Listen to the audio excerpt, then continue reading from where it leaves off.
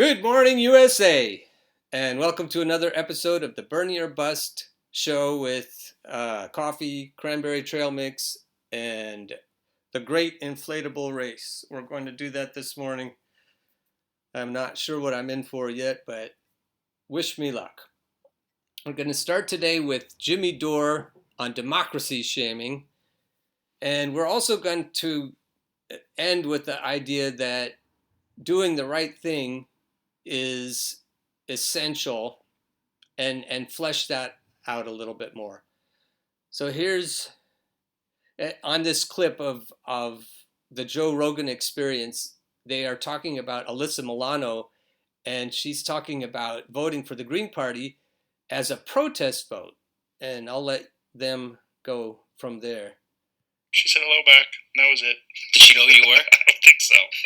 No, it was a long time ago, too. She says, you know what sucks? Because of our unwillingness to pass policy that protects our election integrity, I immediately think the Green Party votes tonight's are Russian meddling. Why else would anyone cast a protest vote in Ohio when there's so much at stake?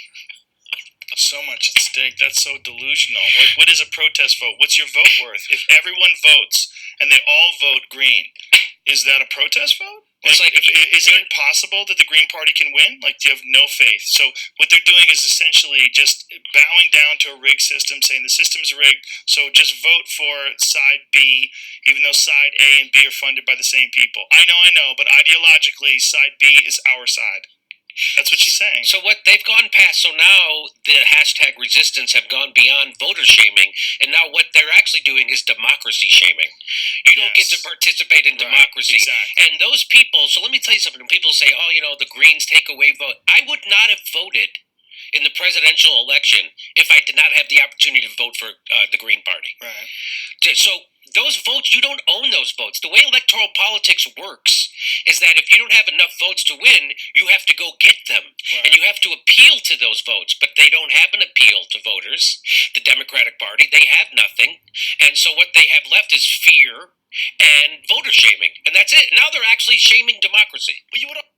I said hello. So when we're talking about doing the right thing in this case, we're talking about one thing you have to have is information. You have to be well armed. You have to understand enough about the Democratic Party to know that there's no high ground morally in shaming people to vote for them, and we've talked about that before. So if you need more information to have these discussions with people, we've got to figure out what to do not to repeat history. Those who do not learn history are doomed to repeat it. So share this book, I'm going to talk about the book again, to help avoid Trump's reelection. Only Sanders can defeat Trump. You could quibble with this a little bit. You could say perhaps another person could beat Trump, and I would say I would agree with you if and only if that person could keep people from staying away from the voting or for, like we said yesterday, voting directly for Trump.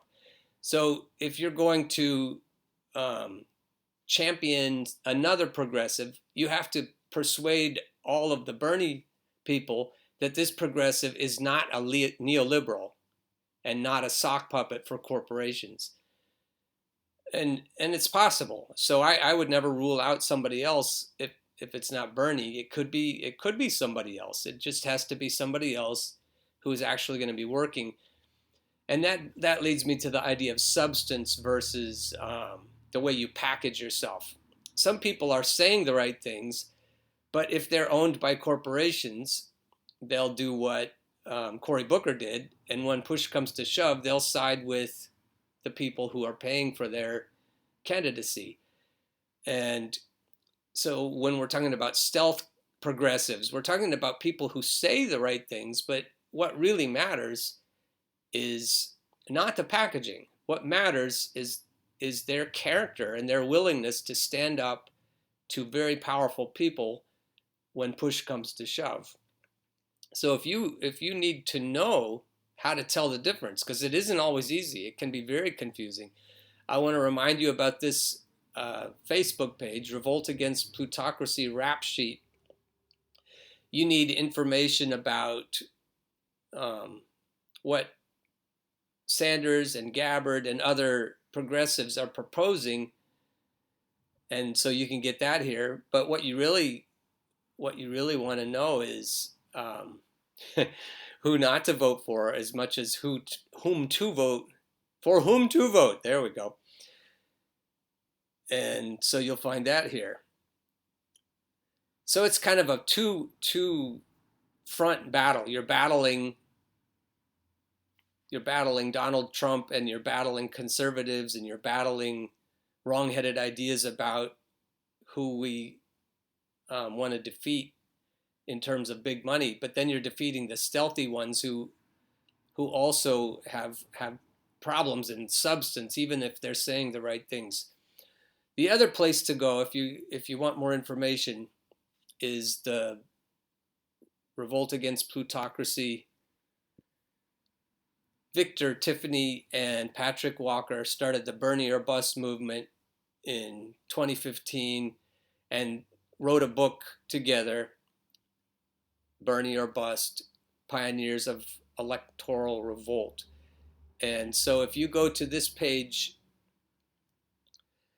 bernieorbust.info, you'll be able to figure out how to order this book and to get yourself apprised of all the information that you need, and hopefully share the book when you're done reading it.